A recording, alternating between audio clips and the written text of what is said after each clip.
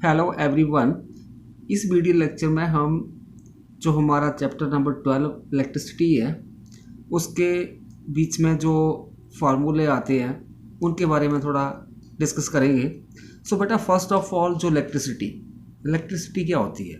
Electricity is just nothing, it is the flow of a current through a circuit. That is electricity means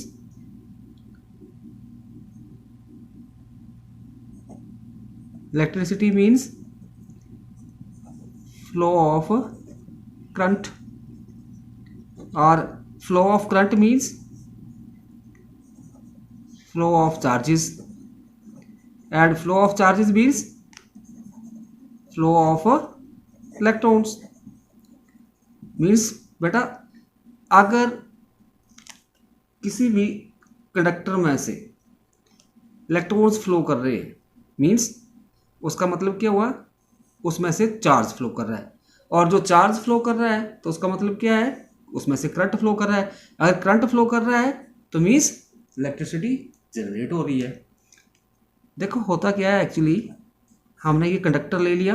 conductor में क्या होता है? Free electrons होते हैं, और जो इलेक्ट्रॉन्स होते हैं वो मूव करते हैं in any direction with in the conductor. जब हम कोई पोटेंशियल डिफरेंस इसके दो एंड्स के क्रॉस अप्लाई करते हैं तो क्या होता है? करंट जो है पॉजिटिव टू नेगेटिव फ्लो करना शुरू कर देता है इन द सर्किट, और जो इलेक्ट्रॉन है वो इसके अपोजिट फ्लो करना शुरू कर देते हैं। होता क्या है कि जो ये पॉजिटिव चार्ज है ये प्लस इन माइनस, मतलब ये इलेक्ट्रॉन्स को अपनी तरफ अट्रैक्ट करेगा, ठीक है। तो इस तरफ मतलब ये जो पॉजिटिव इलेक्ट्रॉन्स को अट्रैक्ट करेगा, और यहाँ पे ज़्यादा इलेक्ट्रॉन्स हो गए, उनके बीच में फोर्स ऑफ रिपल्शन होगी, तो इस तरह से इलेक्ट्रॉन्स फ्लो करना शुरू कर देते हैं। और जो फ्लो ऑफ इलेक्ट्रॉन्स है वही क्या कहलाता है? Flow of charges. अगर हम जो चार्ज है उसकी रेशियो ले लें किसके साथ?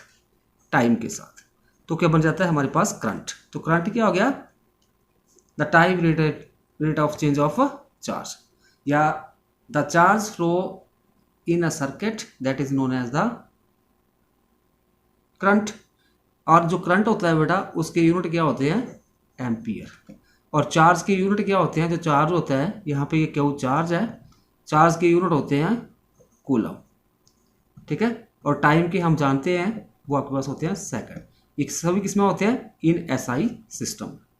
अभी एक टर्म और आती है, quantization of charge. Quantization of charge का मतलब क्या आता है? उसके लिए हमारे पास रिलेशन होता है Q is equal to N e. Means कोई भी बॉडी है उसके ऊपर जो चार्ज होगा वो किसके बराबर होगा? It is an integral multiple of some elementary charge.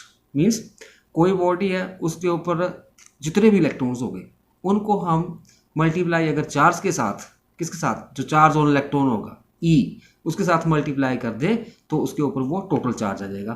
तो यहाँ पे बेटा क्यू जो है वो हमारे पास चार्ज है, और ई जो है चार्ज ऑन इलेक्ट्रॉन है, चार्ज ऑन इलेक्ट्रॉन। और ये कितना होता है? जो चार्ज ऑन इलेक्ट्रॉन किसके बराबर होता है बेटा? वो 12.6 इंटू 10⁻⁻19 कूलम के बराबर होता है। और यहाँ पे एन जो होगा, एन नंबर ऑफ इलेक्ट्रॉन्स। तो इस तरह से फर्स्ट फार्मूला हमारे पास ये आ गया, I is equal to Q over T, और दूसरा है कि ये हमारे पास Q is equal to N E. Next है हमारे पास इलेक्ट्रिक पोटेंशियल।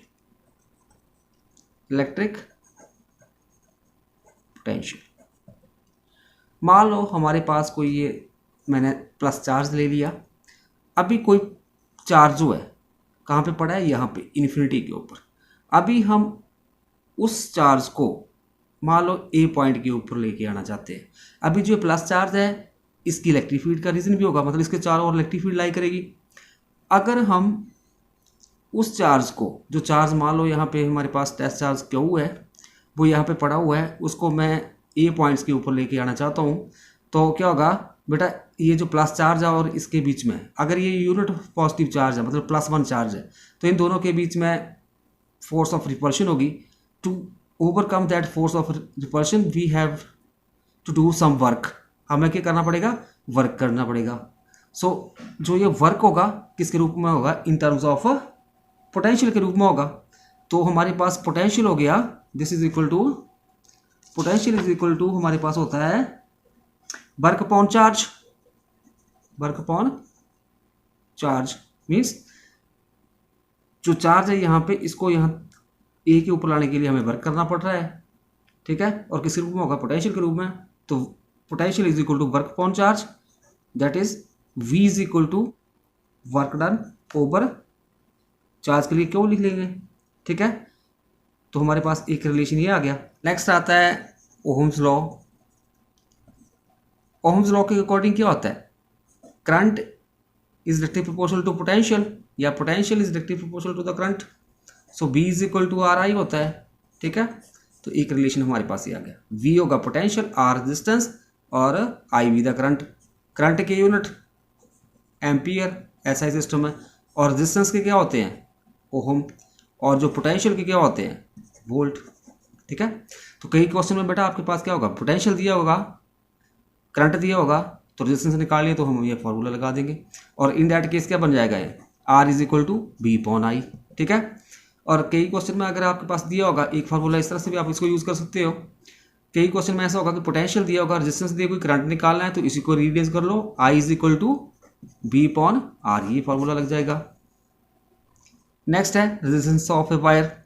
कोई वायर है उसकी रेजिस्टेंस जो है बेटा वो डायरेक्टली प्रोपोर्शनल किसके होते हैं, length of the wire, inversely proportional to the area.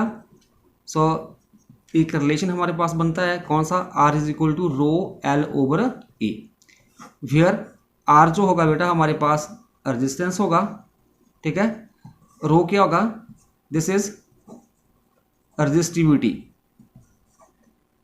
Of the material, या इसको हम स्पेसिफिक रेजिस्टेंस भी बोलते हैं। L क्या आ जाएगा, length, A be the area of the conductor, wire या जो भी मटेरियल है, ठीक है। उसके बाद नेक्स्ट आता है हमारे पास एक और फार्मूला, रेजिस्टेंस या रेजिस्टेंसेस इन सीरीज या number of resistors when we can join that in series combinations. Series में क्या होता है बेटा, एंड टू एंड ज्वाइन करते हैं, एक का एंड ये हो गया इस तरह से, दूसरा ये लगा दिया, फिर थर्ड वन ये लगा दिया। अभी मान लो इसकी रेजिस्टेंस R1 है, इसकी R2 है, तो इसकी R3 होगी, ठीक है। अभी इनकी जो R रेजिस्टेंस इन सीरीज निकालनी है तो ये सारा सबका साम हो जाएगा, R1 R2 R3। मान लो आपके पास n number of register join किए गए हैं तो ये सो ऑन किसके बार हो जाएगा, Rn तक हो जाएगा। ये तो हो गया रेजिस्टेंस इन सीरीज। अब resistance in parallel, resistances in parallel, अगर उनको पैरेलल में लगाया गया है मीन्स एंड टू, एक का एंड सीधा, जैसे आपके पास यहाँ पे मतलब जो फर्स्ट एंड सभी का एक साइड पे, दूसरे का दूसरी साइड पे, ठीक है। तो हमारे पास ये R1 R2 R3, तो रेजिस्टेंस इन पैरेलल क्या हो जाएगी, 1 over RP is equal to 1 over R1 1 over R2 1 over R3। अगर n नंबर ऑफ रजिस्टर हो गए तो सो ऑन 1 ओवर Rn हो जाएगा। नेक्स्ट है heating effect of electric current. जब किसी कंडक्टर में से करंट फ्लो करता है तो उसमें हीट प्रोड्यूस होती है, और वो किसके बराबर होती है, उसको हम H के साथ लिखते हैं, वो होती है हमारे पास करंट का square multiply resistance multiply time, और इसको हम क्या बोलते हैं, जूल्स हीटिंग इफेक्ट भी बोलते हैं इसको, जूल्स हीटिंग इफेक्ट।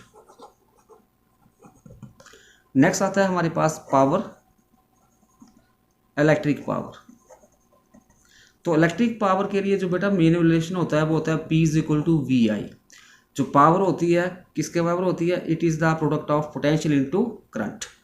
अभी हम जानते हैं according to Ohm's law V is equal to RI होता है, ठीक है। अगर हम V is equal to RI यहाँ पे V की जगह भर दें तो हमारे पास क्या रिलेशन बन जाएगा, V is equal to RI, this is equal to P is equal to I square R। तो एक रिलेशन ये भी बन गया पावर के लिए।